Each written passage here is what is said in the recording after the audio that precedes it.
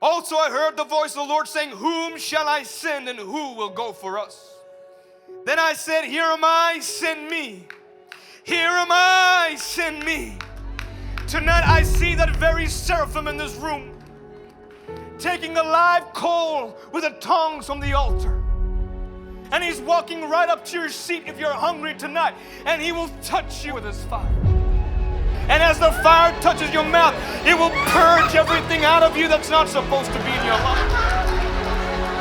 Do not be stuck in tradition. Do not be stuck in religion. Do not be stuck in the things of the past. For what I'm about to do is a new thing. You have to open up your heart. You have to open up your spirit. You have to open yourself up to the things of heaven and say, God, do whatever you have to do, but don't leave me the same. Touch me with your fire.